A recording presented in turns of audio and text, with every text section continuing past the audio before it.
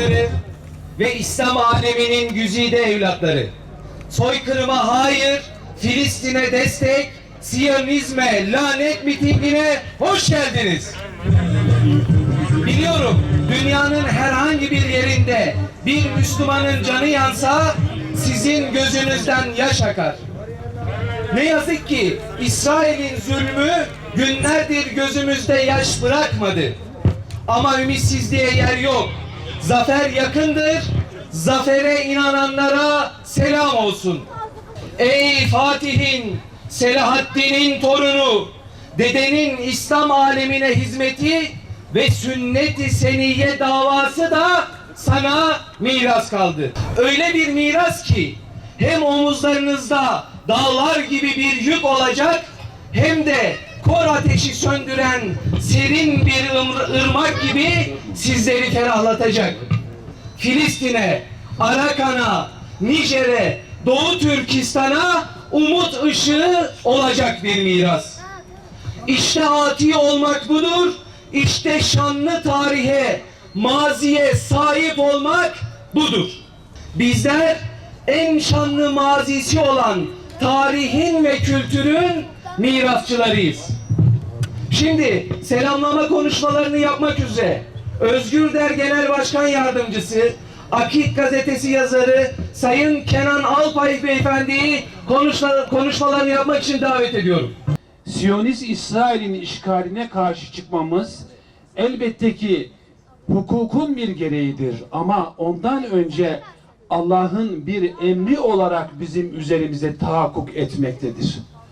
Ve İsrail meselesi en başta ırkçılığın, Siyonizmin Yahudi kaynaklarından ilham alarak Batı'nın da desteğiyle İslam dünyasına musallat edilmiş bir kanser meselesi olarak karşımıza çıkmaktadır. Ve bizim ahdimiz, bizim cehdimiz bu bölgede Müslümanların kalbine paslı bir hançer gibi, zehirli bir kama gibi saplanmış olan bu kanser ürünü buradan söküp atmaktır. Ve inşallah kardeşlerimizin bu gayretleri de bu kansere karşı verilen mücadelenin önemli bir aşamasını göstermektedir. Diyorlar ki, peki Hamas'ın ne gücü yeter, Filistinlilerin ne gücü yeter diyorlar. İşte gördünüz ne gücü yettiğini. Koskoca İsrail ordusunun bölgeye yerleştirmiş olduğu askeri garnizonları bastılar ve onların en önemli özel kuvvetler birliğine mensup albaylarını, yarbaylarını, generallerini esir edip bütün dünyaya teşhir ettiler. Ve elbette ki Filistin'deki kardeşlerimiz yapmış oldukları bu atağın, bu operasyonun, bu ameliyatın neticesinde İsrail'in kendine karşı barbarca, vandalca, vahşice saldıracağını biliyorlardı. Ama buna rağmen tevekkül ettiler, Allah'a dayandılar ve Allah'tan sabır istediler.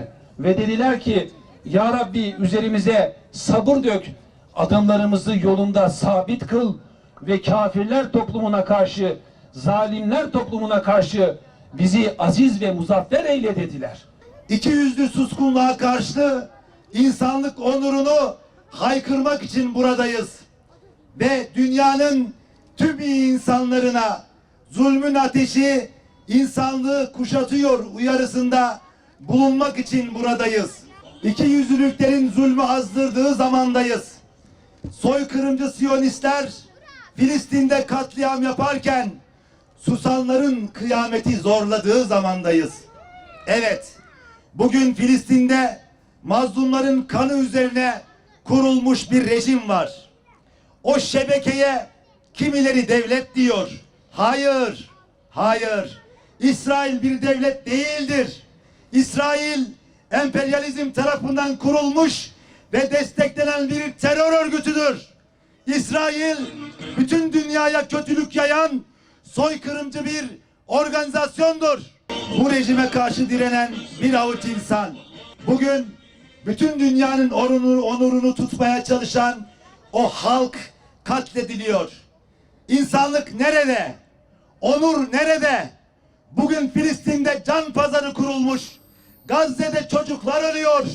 Gazze'de kadınlar ölüyor. Gazze'de ihtiyarlar ölüyor. Gazze'de insanlık ölüyor. Kan üzerine yükselmiş Batı medeniyeti katille aynı safta. Ey insanlık, neredesin? Biz biliyoruz. Filistin'de kardeşlerimiz onurlarıyla şehit oluyorlar. Biz biliyoruz. Dünyanın kötülüğü ise geride kalanların yakasına yapışıyor. Şu vahşetin ortasında kan ve irinden beslenen Siyonistlerin söylediklerine bakın. Nasıl bir kötülükle karşı karşıya olduğumuzu daha iyi anlarsınız. İsrail Savunma Bakanı çıkıyor. Filistinler hakkında onlar insan değil, hayvanlarla savaşıyoruz diyor. Kötülüğün görüntüsü Netanyahu, Gazze'yi dümdüz edeceğiz diyor. Sözde Sağlık Bakanı, hastanelere başvuran Filistinleri tedavi etmeyeceğiz diyor. Hatta hastanede yatan Filistinler infaz edilebilir diyerek kutsal bir mesleği terör aracına dönüştürüyor. Sözde Cumhurbaşkanları elektrik, su, yiyecek verilmeyecek, ulaştırmaya çalışan araçlar vurulacak derken sözde bir milletvekili nükleer silah kullanmalıyız diyebiliyor.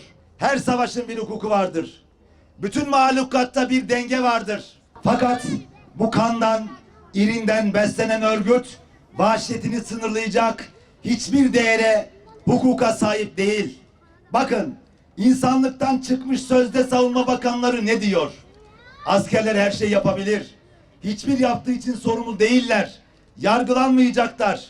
Şeytan ABD ise bir senatörün diliyle şunu söylüyor. Bu bir din savaşı. Her yeri bombalamalıyız diyerek kötülük rejimine dini bir kılıf geçiriyor. Gerçekler bunlar aziz kardeşlerim.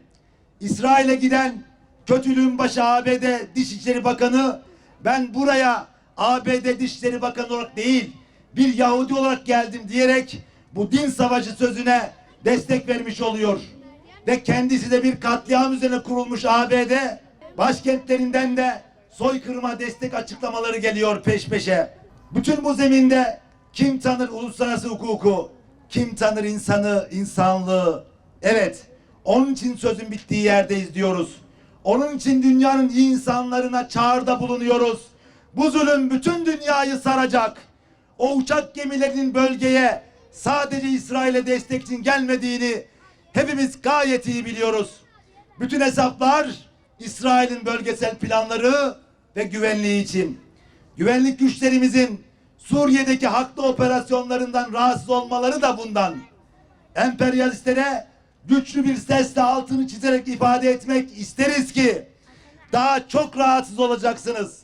Kirli bir propaganda çarkı altında yaşıyoruz.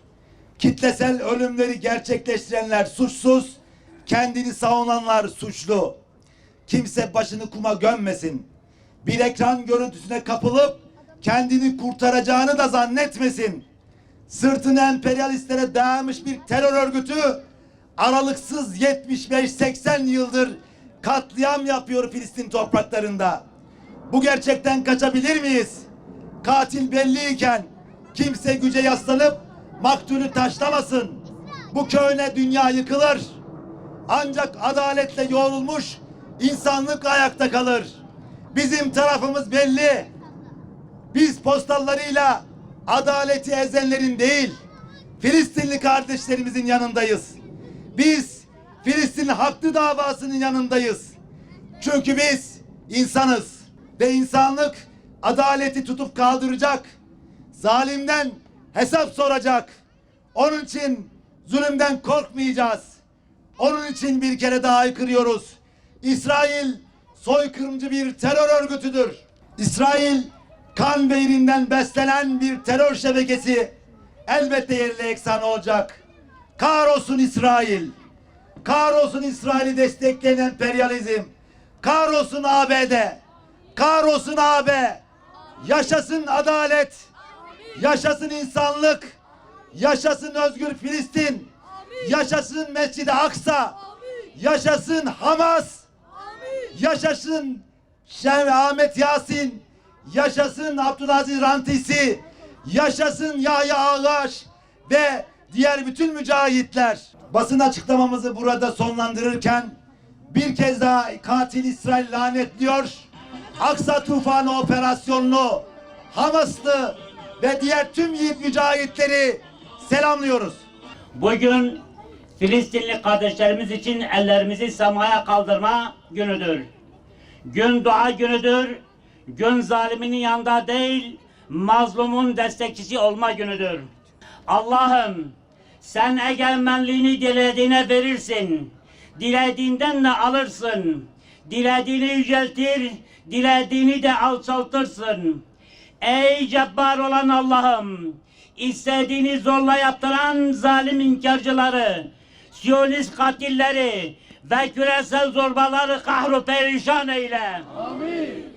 Gazze'de Filistinli kardeşlerimize her türlü zulmü reva gören, kadın, çocuk, yaşlı demeden Filistin kardeşlerimizi katleden, yurtlardan süren İsrail ve onun destekçilerini kahru perişan eyle Allah'ım. Amin. Allah'ım sen Filistinli mücahitleri muzaffer eyle. Allah'ım sen Filistinli mücahitlerin üzerine sabır ve sükuneti ihsan eyle. Allah'ım sen Filistinlilere yardım et. Allah'ım sen onların üzerinde yardımını ve nusretini esirgeme, eksik etme Allah'ım. Allah'ım rahmeti hepimizin üzerinden esirgeme. Amin. Bizleri zalimler grubuna karşı muzaffer eyle. Amin. Amin. Amin. Velhamdülillahi Rabbil alemin.